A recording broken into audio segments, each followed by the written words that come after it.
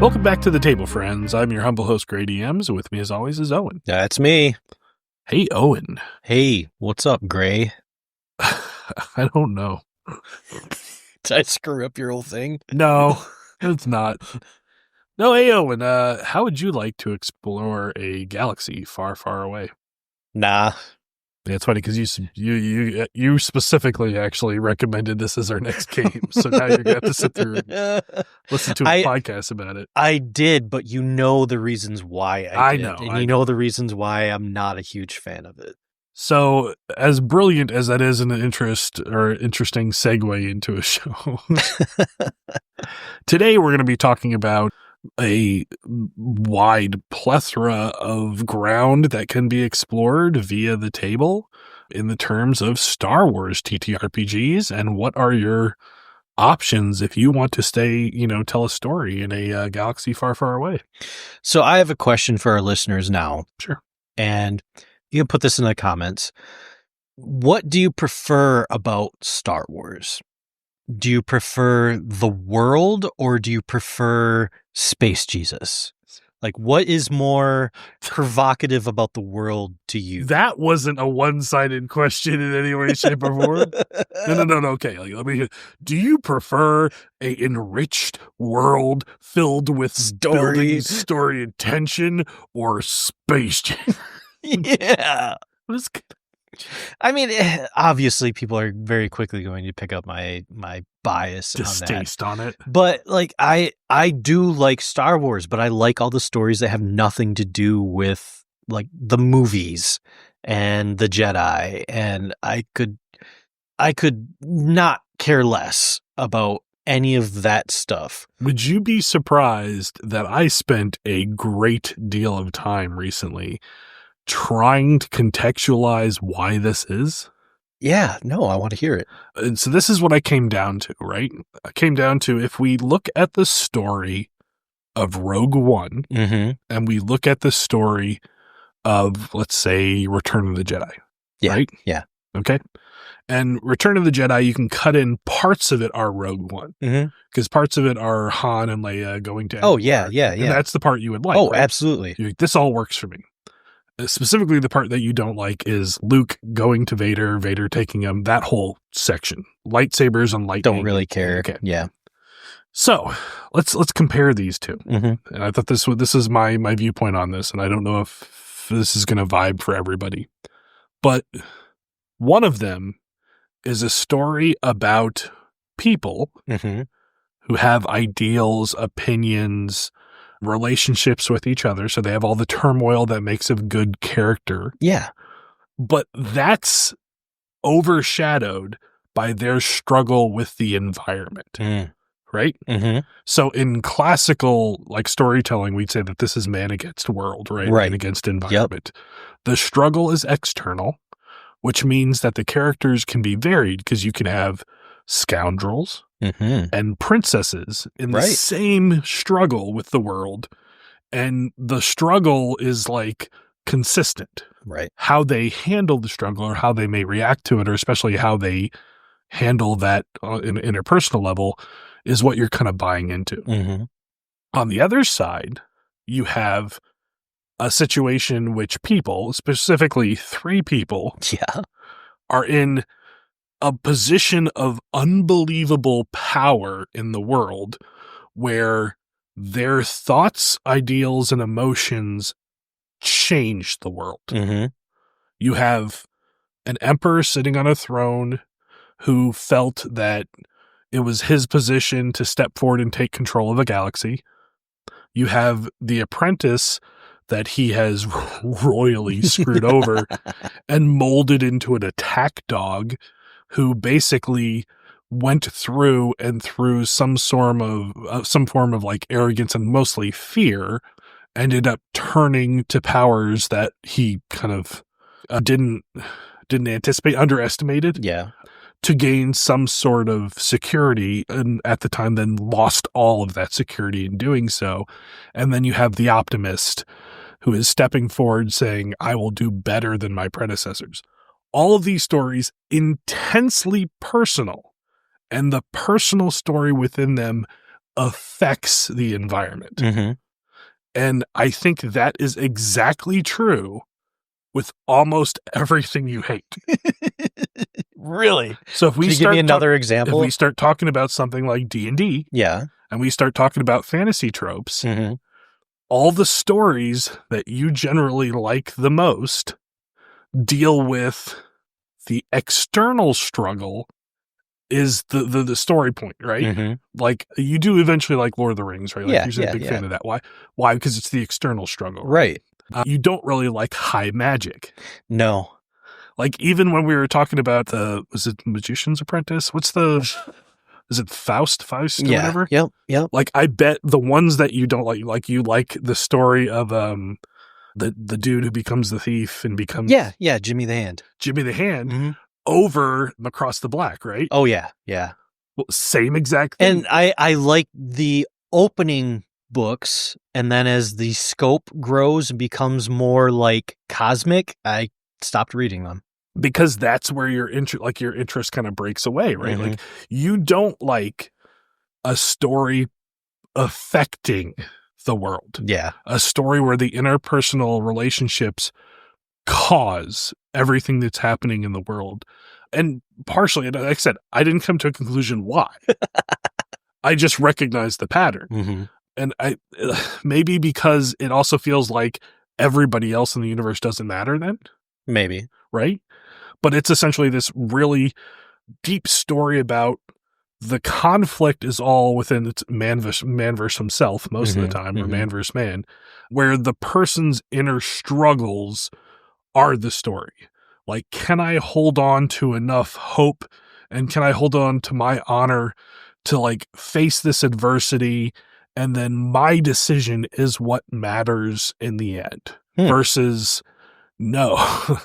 Can we manage to get this item to that tower to broadcast and save the fleet before we die? Because that's the only hope the universe has. And one of those stories is yours. Yeah. And one of those stories is mine.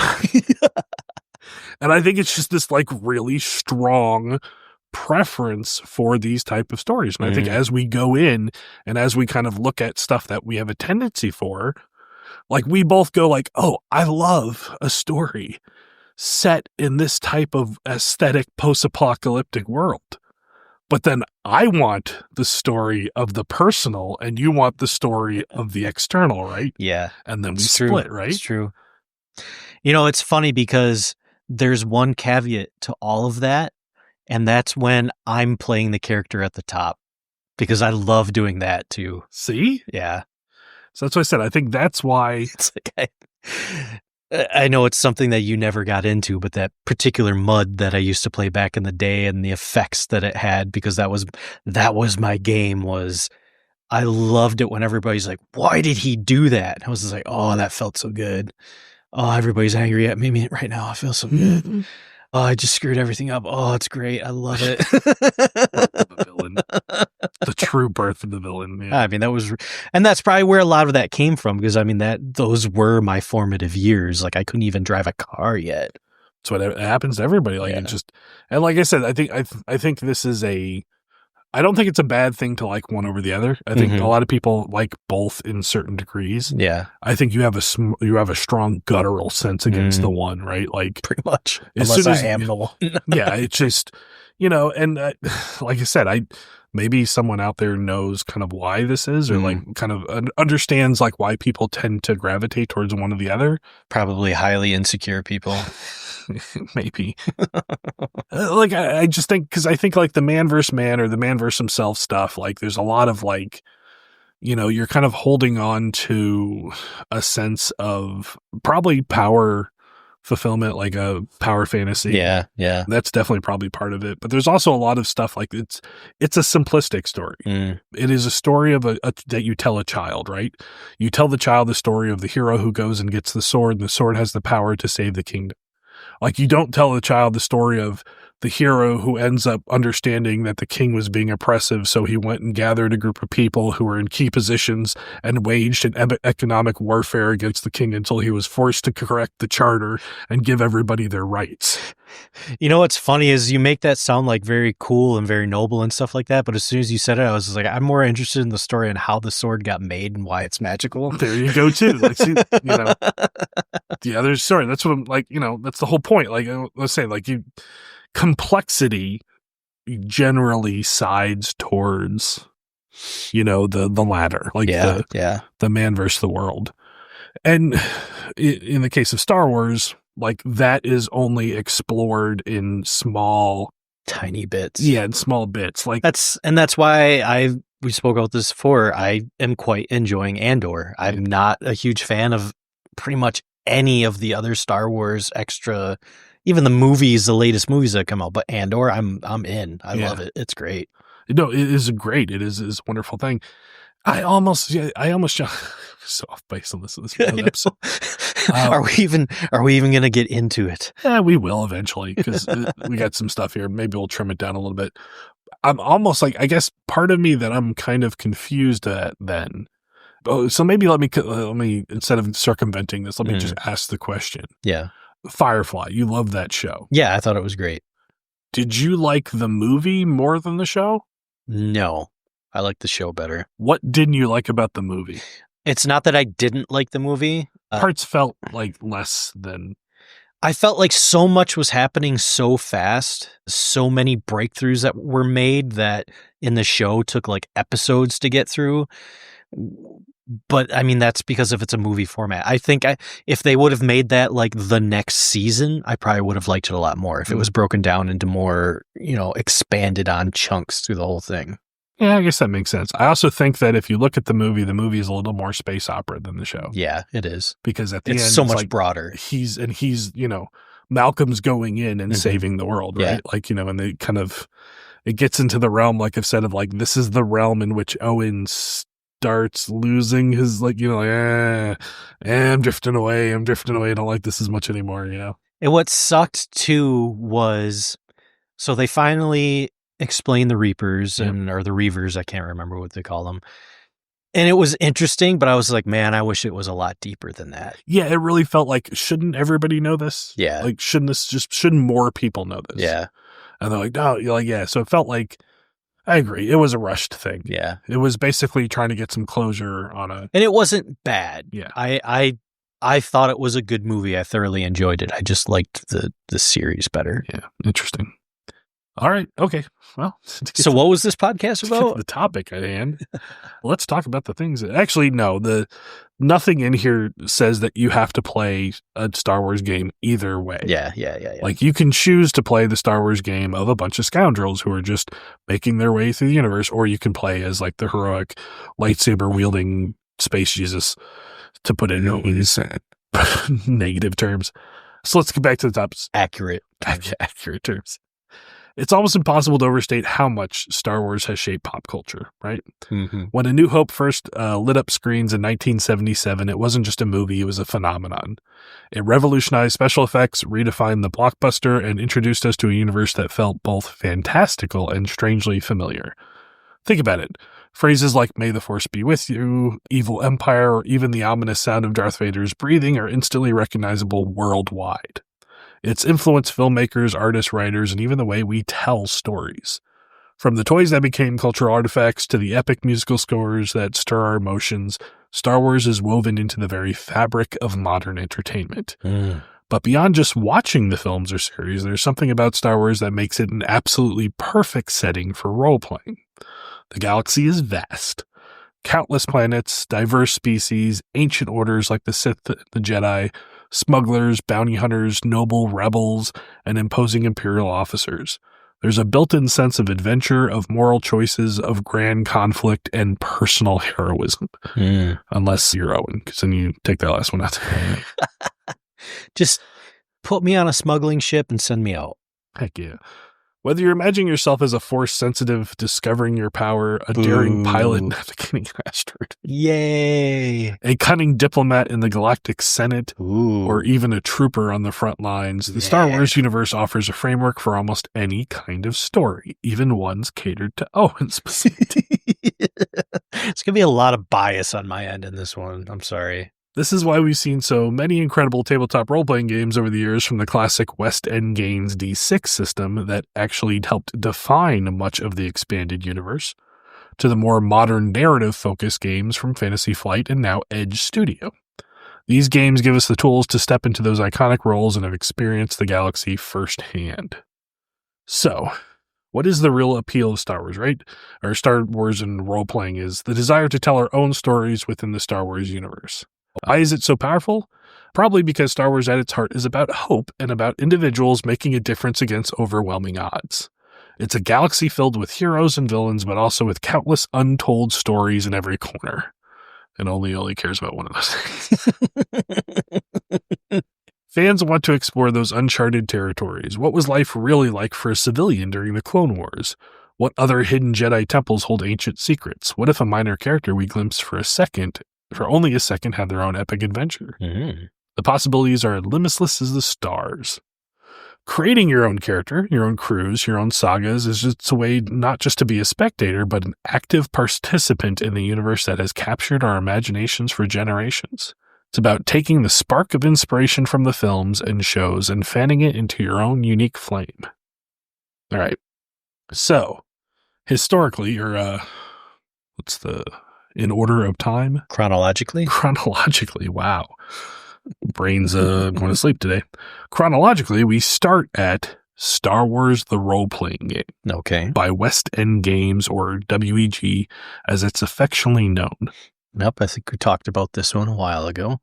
So this wasn't just a Star Wars RPG. For a long time, it was the Star Wars RPG and shaped how a generation experienced that beloved galaxy. So West End Games launched the game in 1987, and it remained the official torchbearer until 1998. Wow. But honestly, its influence echoes through Star Wars fandom and gaming to this very day. The heart of the game was the D6 system. It was elegant in its simplicity. Your character had attributes like dexterity or strength, and skills like blasters or piloting. Each was rated in a number of D or D6s. So if your dexterity was 3D and your blaster skill was 2D, you'd grab 5 6-sided dice if you wanted to shoot something. Sounds approachable. Yep, you'd roll them, add up the total, and try to beat a target number set by the game master or an opposed roll from your opponent. A really fun little wrinkle was the wild die. One die in your pool would be a different color, and it could lead to some truly memorable moments. Roll a 6 on the wild die, and it exploded. You got to re-roll it and add the result to your new total, leading to some incredible successes. But roll a 1, and the GM might introduce a complication. Maybe your blaster jammed, or you tripped at a critical moment. Kept things exciting. And then there were force points. Force points were the lifeblood of heroic action. Players could earn these through daring deeds, and sometimes they would get a few at the start of a session. Spending a force point could dramatically boost a roll, allowing you to make the impossible shot, survive a deadly blow, or pull off some other feat worthy of the silver screen.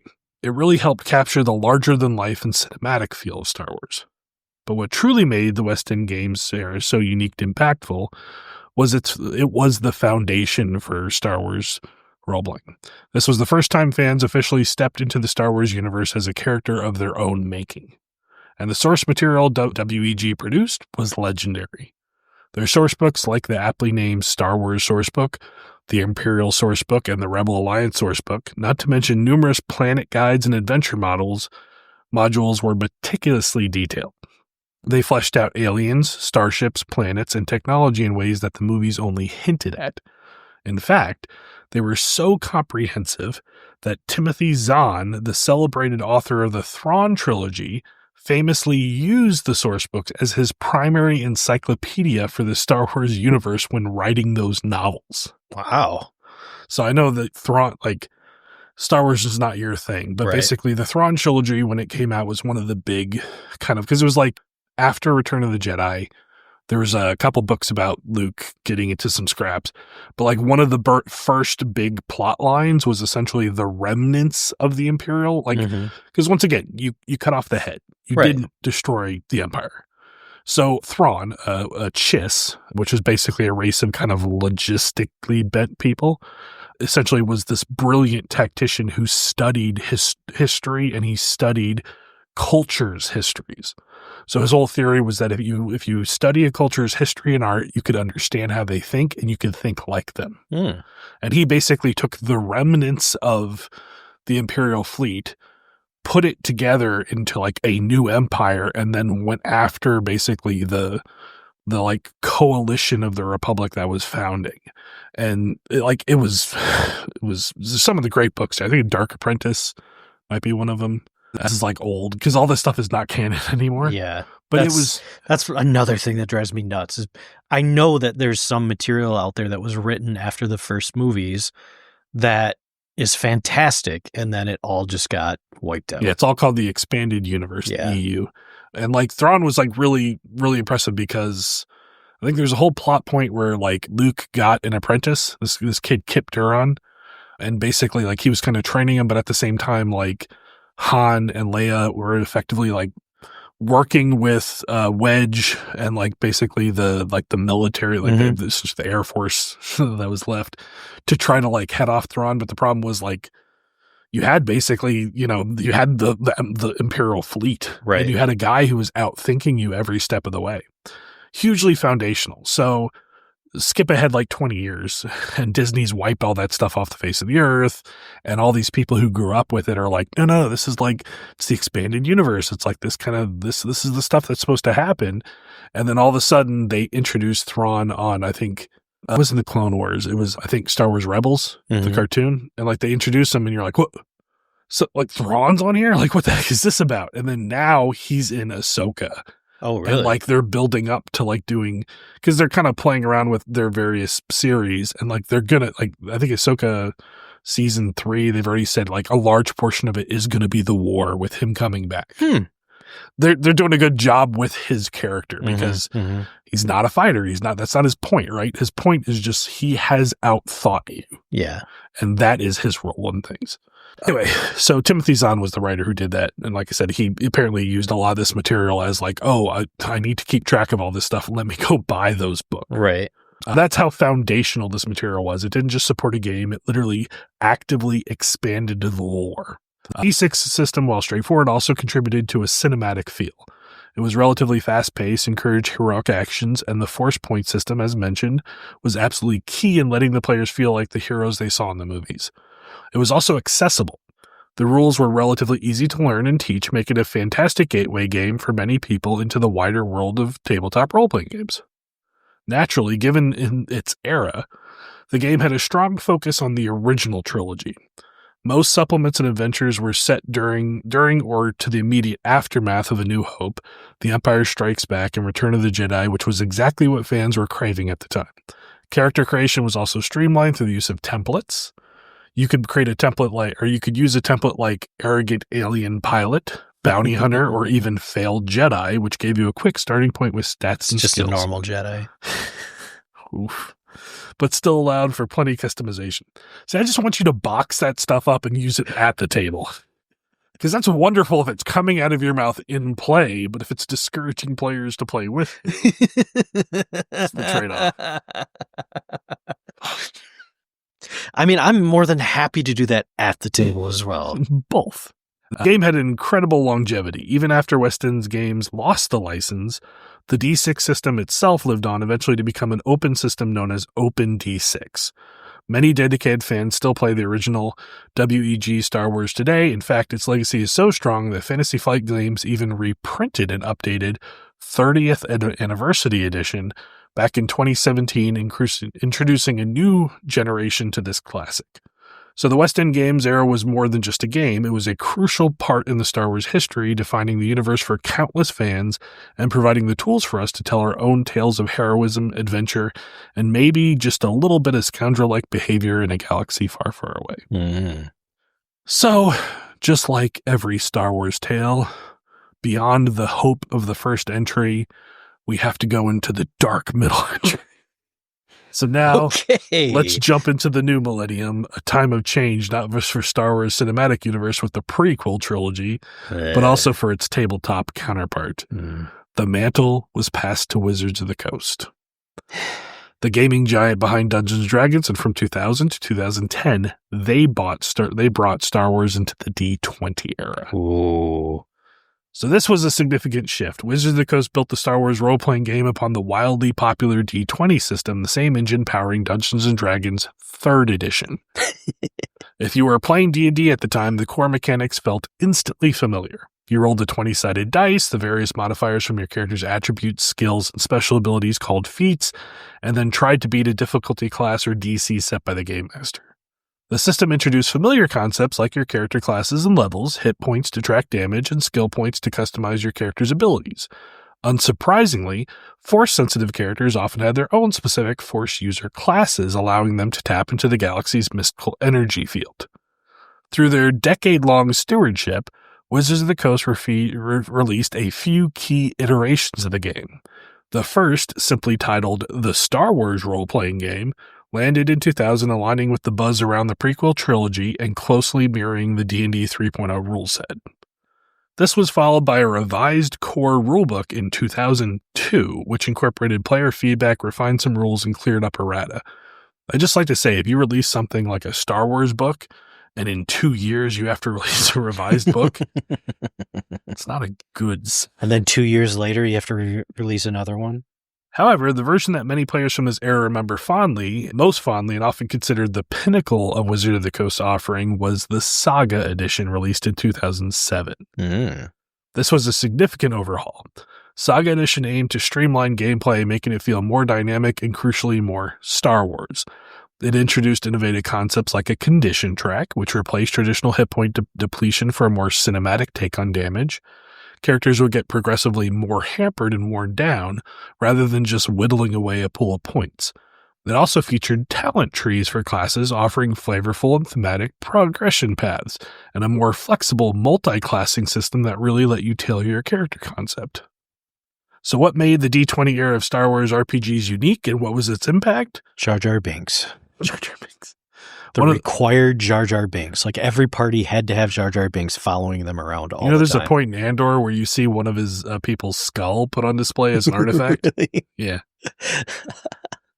One of the biggest factors was undoubtedly the familiarity for D&D players. D&D 3rd edition was a juggernaut, and its open gaming license led to a boom in D20-based games.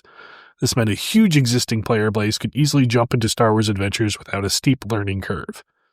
The system, especially in its earlier editions, brought a great emphasis on tactical grid-based combat, which was a hallmark of D&D 3rd edition.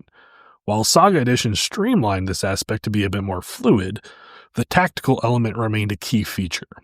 A major strength of the Wizard of the Coast line was its broad era coverage. For the first time, players had official material that spanned the entire Star Wars saga. You could adventure through the ancient times of the Old Republic, popularized by the Knights of the Old Republic video game, delve into the prequel era, revisit the classic trilogy, or even explore the events of the New Jedi Order book series. The vast scope was a huge draw. Character customization was also incredibly detailed. The D20 system, with its array of feats, skills, and an early edition prestige classes, or the talent trees in Saga edition, allowed for a granular level of character building. You could really fine-tune your hero or scoundrel. Force powers, too, were handled with detailed mechanics, often functioning like spells or special abilities with defined effects and costs, which appealed to players who enjoyed a more structured approach to the Force. And Saga Edition's innovations really deserved another nod. The condition track, as mentioned, made combat feel more desperate and heroic. Talent trees gave character progression a much more thematic feel than just picking from a long list of feats.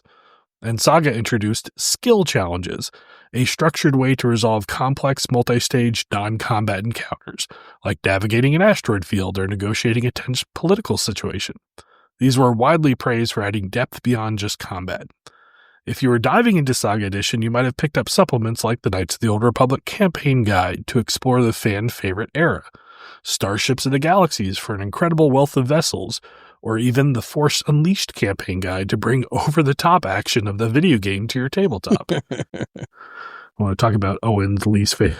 Yeah, I know. Every single one of those, I'm just like, yeah, I don't really care. And I feel bad because I know Knights of the Old Republic, Knights of the Old Republic 2 are like two just galvanizing major steps in the the gameplay of Star Wars.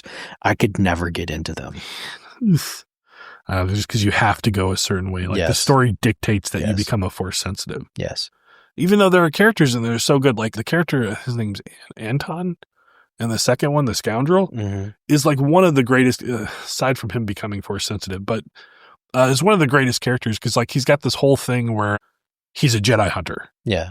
And he goes through games of Pazak, which is kind of like blackjack. It's a card game, in his head all the time, in like his, like basically in his like vocal thought, so that people can't read his mind. Oh. And like one like your mentor who's like sitting there and she's like, what do you hear if you listen to his head? And he's like going through and you're like, that's weird. He's just doing card movements in his head. And she's like, why would he constantly do that 24/7? You're like, oh, he's hunting people who can read minds, you know? And there's a really cool conversation where you have with him because he's one of the romanceable options, but where he just talks about, he's like, I've killed so many of your kind and I was good at it. You're like, that's awesome. So the Wizards of the Coast era brought Star Wars role-playing to a massive audience, leveraging the D20 boom and offering a robust, tactical, and highly customizable way to experience the galaxy. While different from its WEG predecessor, it carved out its own significant chapter in the history of Star Wars gaming. Yeah, it was kind of a weird thing because we played... BioWare made Neverwinter Nights, and they made Knights of the Old Republic. Based on the same engine. Yep. And yeah, going into Knights of the Old Republic, and I was like specking into the Jedi Guardian tree, and I'm just like, I have improved critical.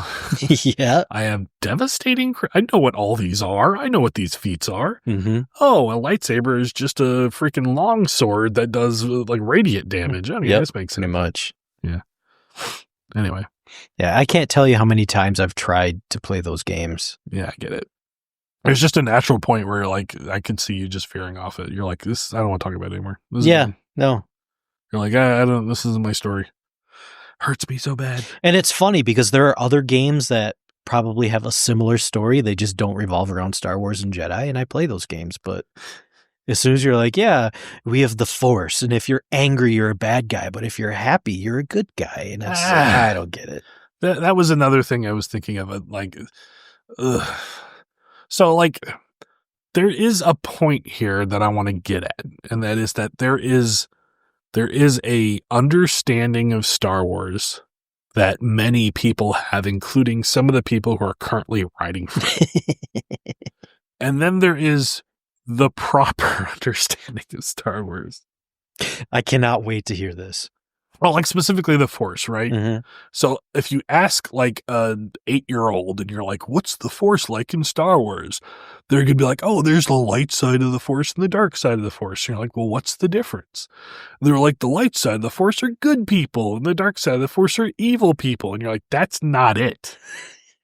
But that's the way it's always portrayed. But it's not, it's only the surface level that, like, because people aren't actually digging into the material. Like Knights of the Old Republic does a really good job of talking about this. And that's where, like, you get these people who are like mall ninjas who are like, I'm a gray Jedi. And you're like, because I don't subscribe to good or evil. And you're like, that's not the freaking point. Oh my God, you don't get anything in here. The dynamic is not good versus evil.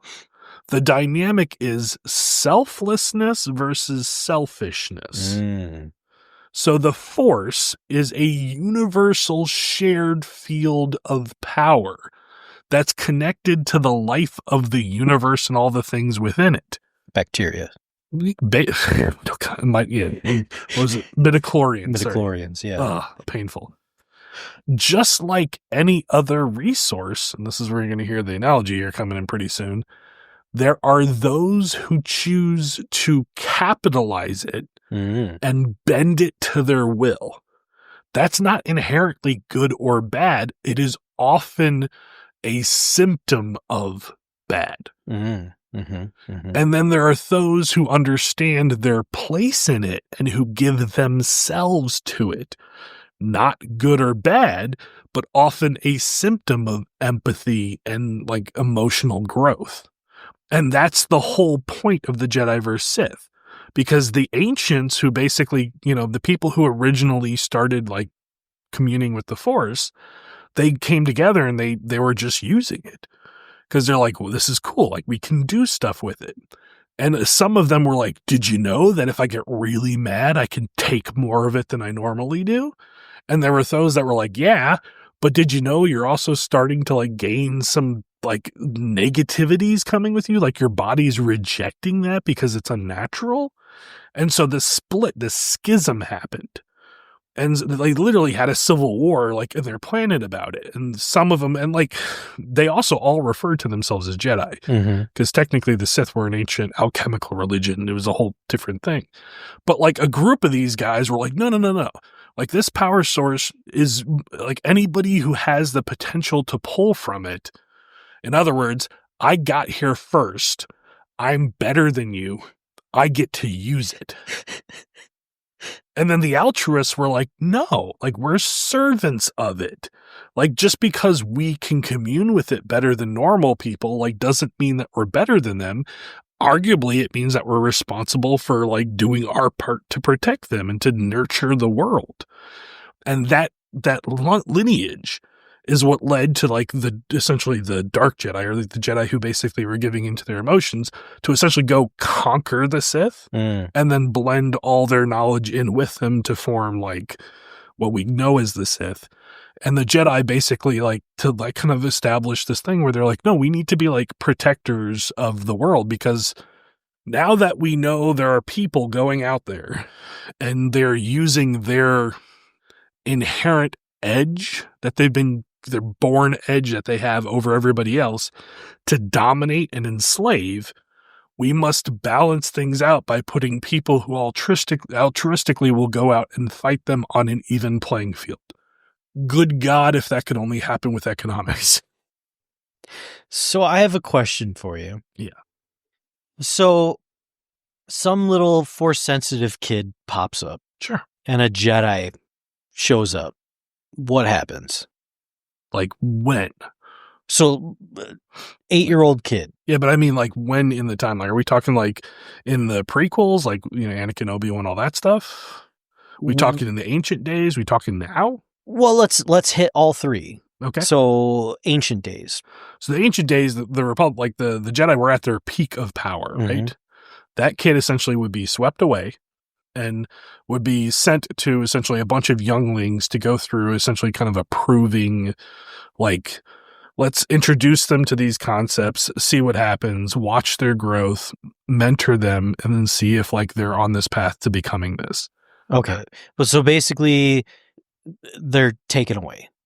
Yeah, they're taken away. So what happens if a Sith runs into that kid in the ancient times? In the ancient times? Yes. I mean, the Sith would probably kill the kid unless the Sith thinks that there's a good reason for them to like take an apprentice. Okay. And depending on like your era too, like sometimes there's like a religious reason to have an apprentice because like that's the way you consolidate power. Like there's this concept of like there always must be two, because their whole thing is like, well, our infighting is what did us in. So if we consolidated all our power, like Darth Bane, I believe, came up with this. If there was only two, there's just the apprentice and then the master, then power is held on so tightly that like no individual will be able to take it away, but we can also hide it. Like we now have more control over our interaction with the universe. Sounds like a really good way that one person dies and a lot of information gets lost. Absolutely. Yeah. 100%. Not to mention that just the inherent infighting, but like, isn't that what billionaires do anyway? Absolutely. like it's a pretty good analogy, because like essentially just like the ring in Lord of the Rings is sin, like which is not supposed to be, but it's such a good allegory for sin. Like that's what the Force is. The Force is just power. It's like what happens when you take these personalities and you give them power. And some people can pull more power when they're pissed off, i.e., they can act outside the normal moral boundaries of what we would approve. And then some people are like, no, I need to... We call that money. Yeah, 100%. 100%. Like, it's the same thing, right? It's just a different different framing of the power.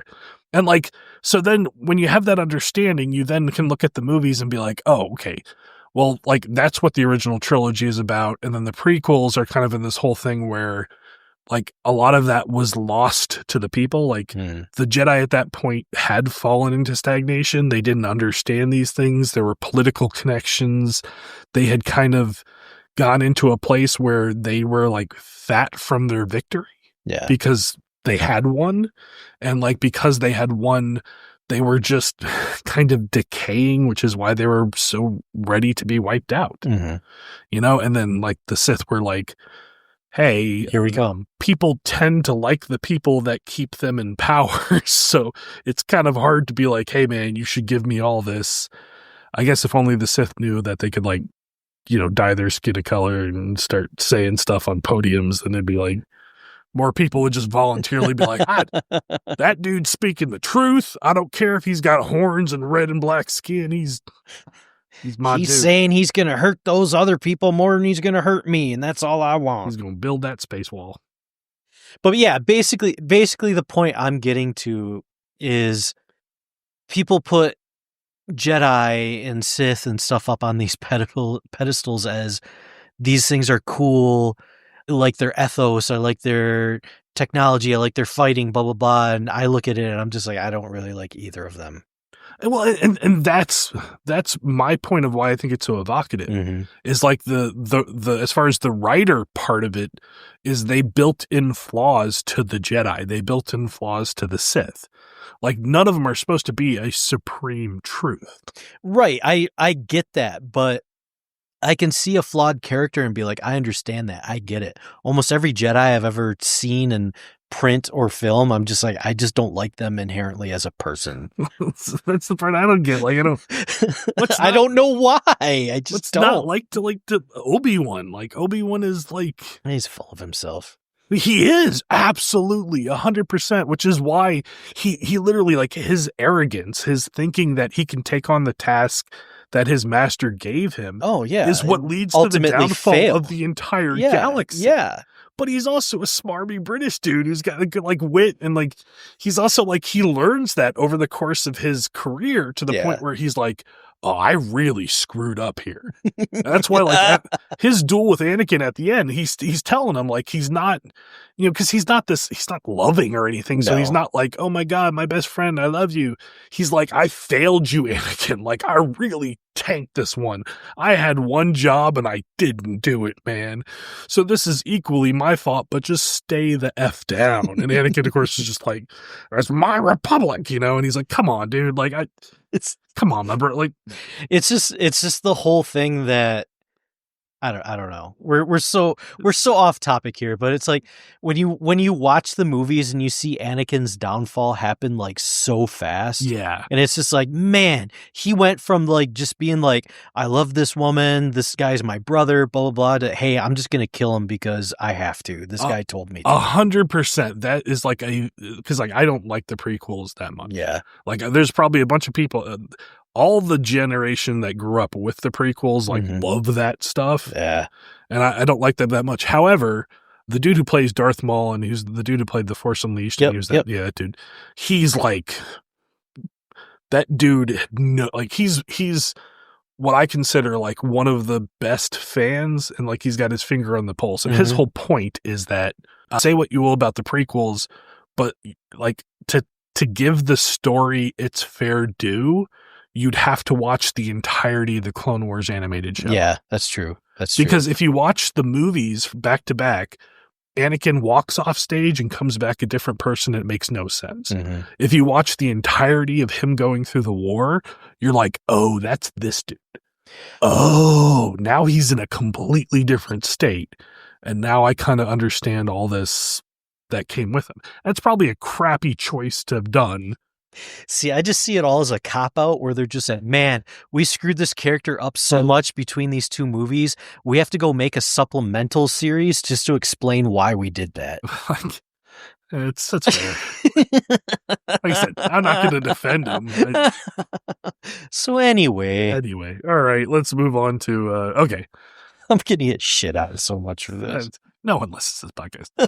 Anyway, okay, so now we arrive at a truly distinct and innovative chapter in the Star Wars role-playing, the era of Fantasy Flight Games, or FFG, which kicked off in 2012 and ran until the license transitioned to their sister company, Edge Studio, around 2020. This period introduced us all to the narrative dice system. Ooh. So the narrative dice system is kind of a hallmark of FFG, and it actually, game systems started using it down the road.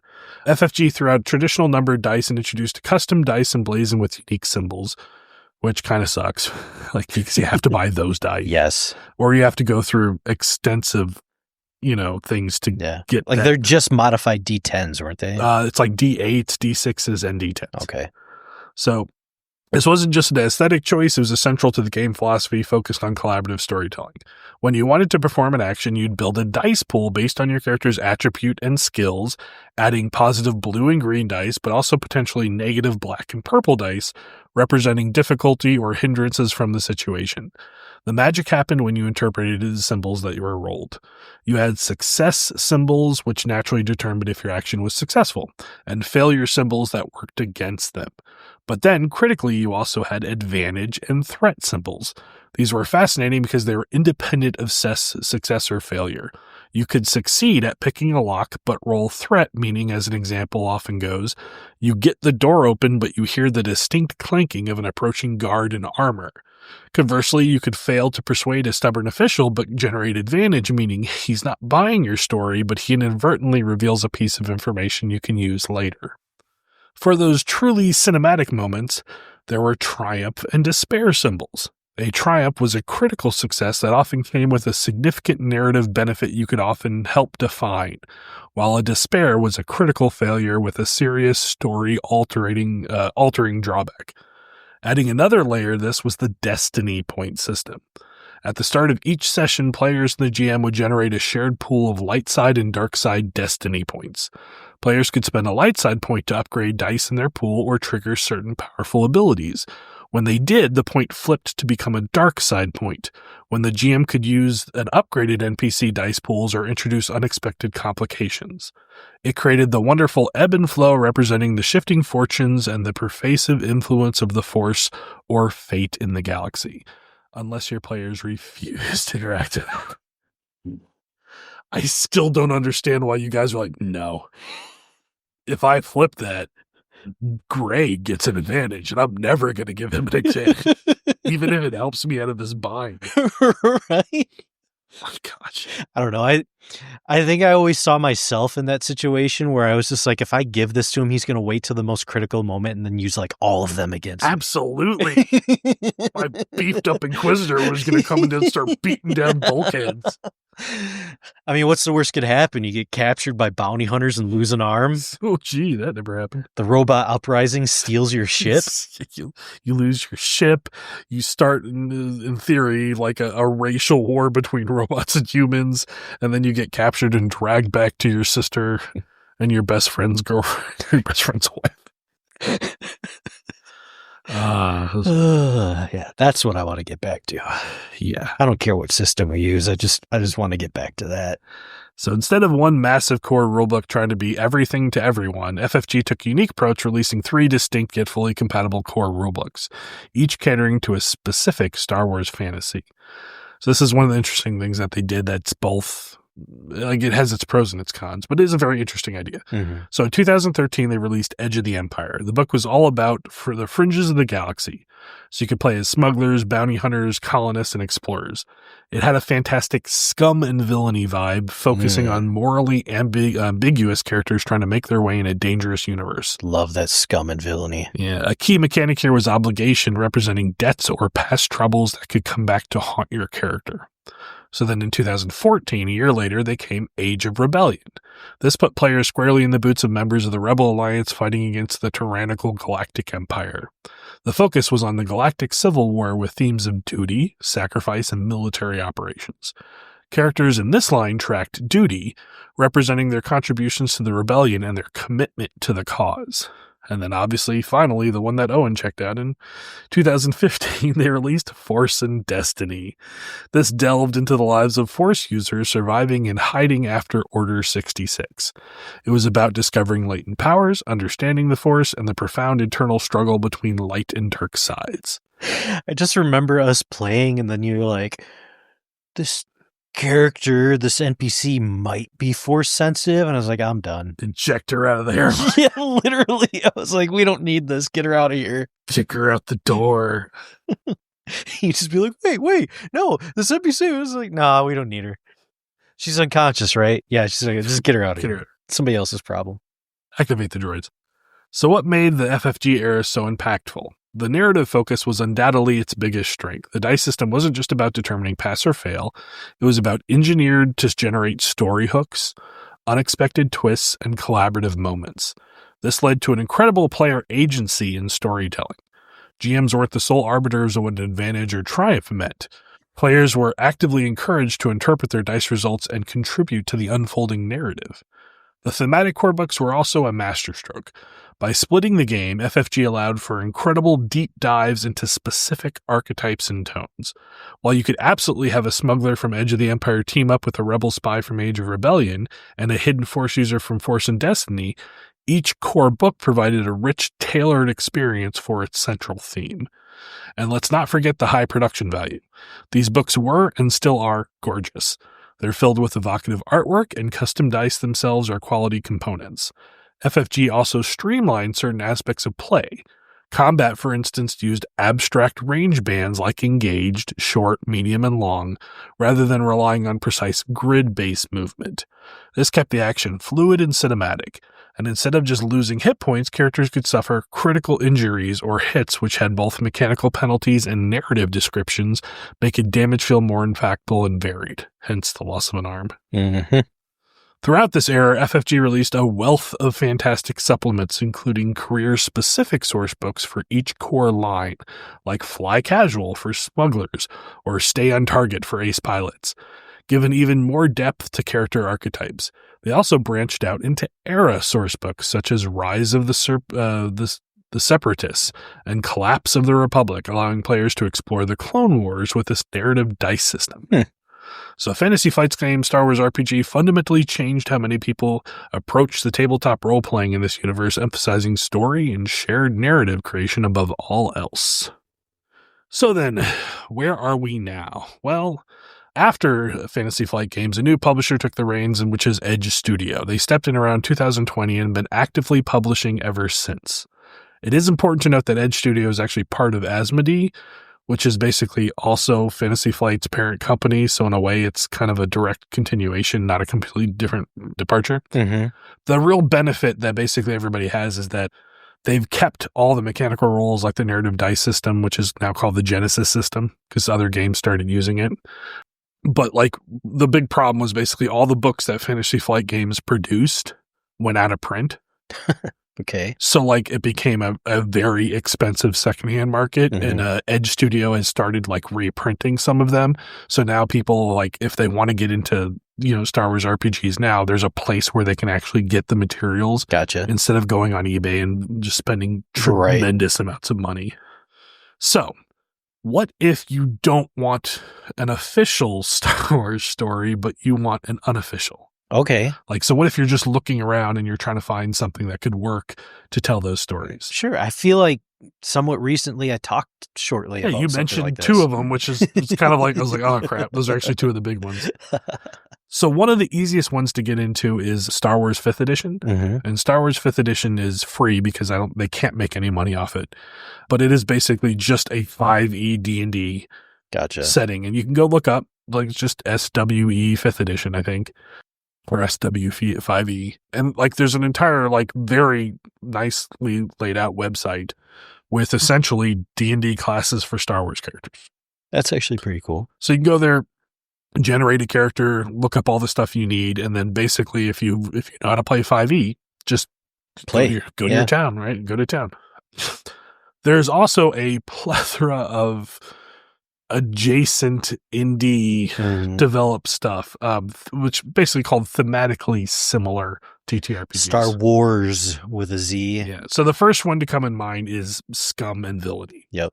So Scum and Villainy is pretty big. It's built on the Forged in the Dark engine, which is Blades in the Dark. Obviously, the idea is essentially that they're using the framework for heists and like Ocean's 11 plots to tell Star Wars heists and Ocean's 11. Very Andor-esque kind of stuff going on. I like it. Pretty cool. There's also Black Star, which is basically a grittier, more grounded take on the space opera. Focuses on harsh realities of space travel and survival. It does have basically this setting that is very Star Wars adjacent, kind of clearly based on it with galactic empires, big grand narratives. But it is less high fantasy force power focused, you know? So like it's more like Owen tangent. You know? I'm there. And there's also stuff like Never Tell Me the Odds, which is basically more of like space dogfighting, danger heist, basically a nice little indie adventure that is very cinematic and encourages players to really lean into the, you know, those moments of like, never tell me the odds, kid. You know, I'm going to thread my, you know, aluminum hawk through the, you know, aluminum sparrow, legally distinct, you know, it's a freighter through the eye of this, you know, the Century Sparrow. Century Sparrow. But yeah, so there are probably dozens others if you want to go with non-official stuff. But let's lay it. A lot of people like the original D6 system. Like, I mean, it sounded nice. Like a lot of people, like they go back to that one. They're like, it had a reprinting in 2017. So a lot of people bought into it then. Probably pretty expensive to go find if you're not just going to hunt down the PDF. Yeah. Once again, probably the biggest library, maybe tied with Fantasy Flight Games, but you're just going to find a wealth of information that's insane. Right. Because people just talked about everything in that system. Fantasy Flight Games is also probably the number 2 contender. Like the narrative dice system, it takes, like it's both its biggest selling point and its biggest drawback. Yeah, it was. I remember it was always fun to roll because you're like, oh man, I can't wait to see what happens here. But yeah, like you said before, you have to have the dice. You have to have the dice, and for some people, which I don't really feel this criticism, but I recognize it, there is this weird sense that you're switching from a mechanic that's binary, feels very binary, where it's like you either succeed or you fail, right, to ambiguous results, because you can get no successes, which means you fail, but like you get an advantage. And certain players at our table was just like, I don't like how that feels. That feels really...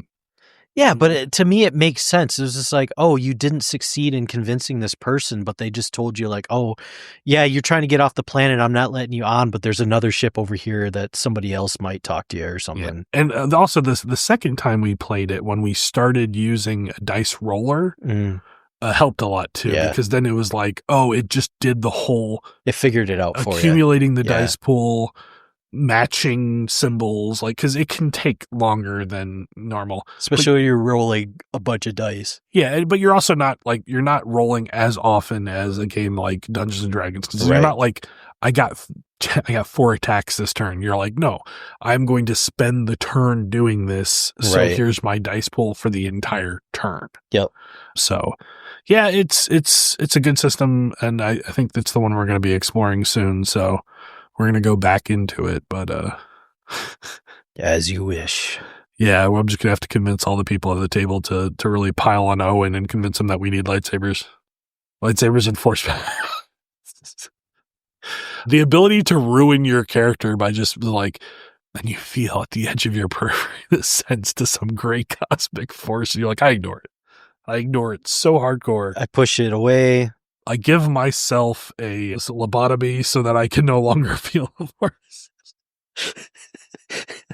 I take a really strong antibiotic, kills all the bacteria in my system. I finally take the pill that clears me up from this delusion, and I bore him back, and I beam back onto the starship. Yes, beam me up, Scotty. All right, guys. With that brilliant insight in Owen's psyche, I think we're going to leave it here. See ya. Later.